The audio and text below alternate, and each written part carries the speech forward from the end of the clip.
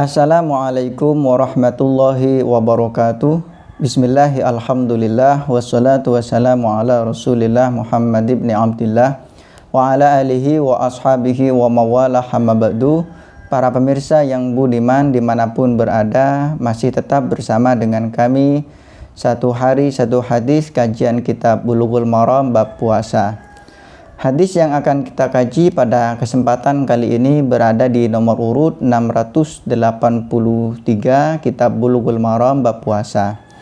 Bismillahirrahmanirrahim. Qala al-musannif rahimahullahu ta'ala wa nafa'ana bihi wa bi ulumihi wa bi asrarihi fid dharain amin ya rabbal alamin. An Aisyah radhiyallahu anhu. An Aisyah, hadis diceritakan dari Siti Aisyah mudah-mudahan meridhoi Allahu siapa Allah Ta'ala maha luhur Allah anha dari Siti Aisyah.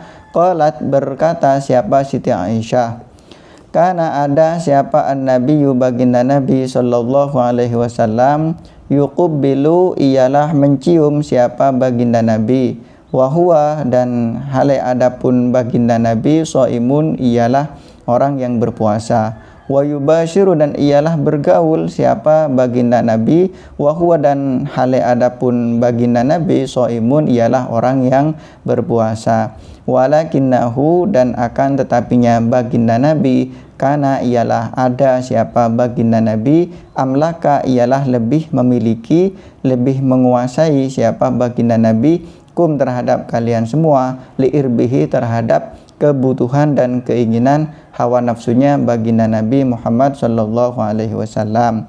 Adapun hadis muttafaqun ialah disepakati apa alaihi hadis.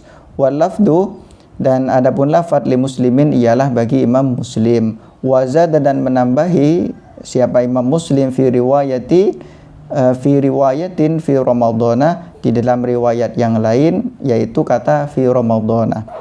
Jadi ada tambahan kata fi Ramadhana di dalam lafaz yuqubbilu fi Ramadhana wa huwa shaimun wa yubashiru fi Ramadhana wa huwa shaimun.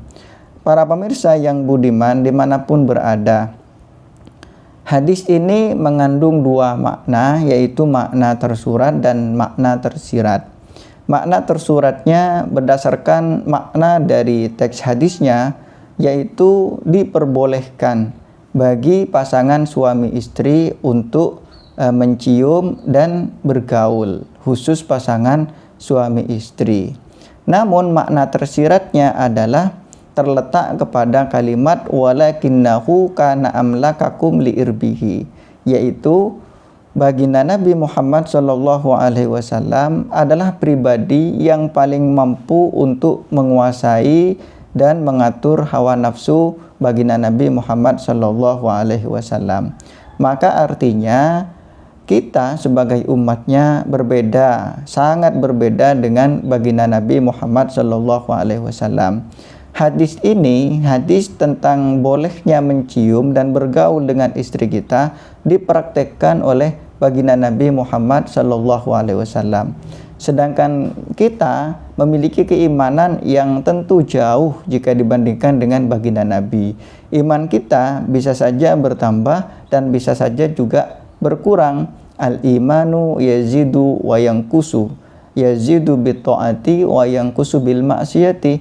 Iman dapat saja bertambah tatkala kita konsisten berbuat ketaatan kepada Allah Subhanahu wa taala, dan iman kita bisa saja turun tatkala kita berbuat kemaksiatan kepada Allah Subhanahu wa taala. Maka secara tersirat hadis ini mengarahkan kita untuk sebaiknya tidak melakukan hal apapun, prasarana, media yang justru menimbulkan terciptanya atau meningkatnya syahwat kita untuk berhubungan suami istri dengan pasangan kita.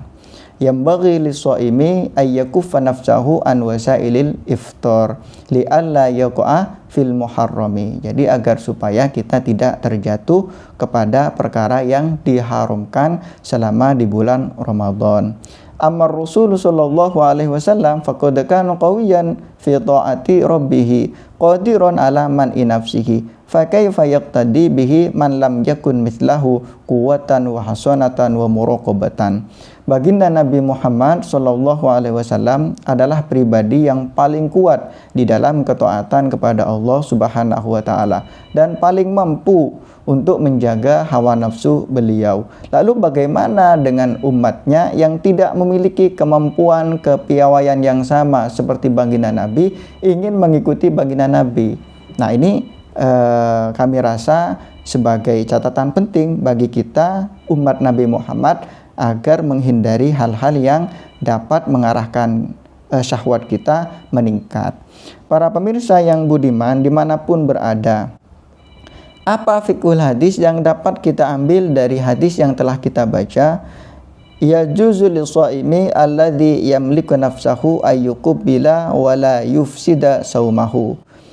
Bagi orang yang berpuasa sebenarnya diperbolehkan bagi yang mampu menguasai hawa nafsunya untuk mencium dan bergaul dengan pasangannya, pasangan suami istri tentunya. Hukum dasarnya seperti itu. Wa bihi qala Ahmadu wa dhahaba ila karahati taqbil mutlaqan. Namun menurut Imam Ahmad memakruhkan mencium istri secara mutlak, tidak ada alasan apapun karena mutlak sifatnya, maka mencium itu dihukumi makruh. Maliku fil masyhur anhu idza ulimat asyalamatu fa idza lam tu'lam fa huwa haramun. Menurut Imam Malik dan kaulnya yang masyhur, tidak ada masalah kalau memang dia bisa memastikan bahwa dia akan selamat ya. Tetapi kalau dia tidak dapat memastikan bahwa dirinya mampu mengatur hawa nafsunya, maka ini dihukumi sebagai haram. Wa qala Abu Hanifah yukrahu lis-shaimi apa al-qiblatu wal mubasyaratu ghairul fahishati. Menurut Imam Abu Hanifah memakruhkan bagi orang yang sedang berpuasa yaitu mencium dan bergaul dengan pasangannya. Lalu bagaimana menurut Imam Syafi'i? Wa qala asy-Syafi'i wal ashabu al-qiblatu fi shaumi laysat muharramatan. Menurut Imam Syafi'i dan ashabnya, pengikut Imam Syafi'i, mencium pasangan kita di dalam keadaan sedang berpuasa tidak dihukumi haram. Alaman lam tahrik syahwatuhu. Tapi ini bagi orang yang syahwatnya tidak tergoda ya, tidak meningkat. Lakinnal aula tarkuha. Namun sebaiknya yang paling utama, yang paling baik adalah meninggalkan itu semuanya. Ini pendapat dari Imam Syafi'i dan ashabnya. Para pemirsa yang budiman dimanapun berada, inilah penjelasan hadis dan fikul hadis yang dapat kita kaji pada kesempatan kali ini. Mudah-mudahan bermanfaat. Wallahu a'lamu bishawab. Wallahul muwaffiq ila aqwamit thoriq. Wassalamualaikum warahmatullahi wabarakatuh.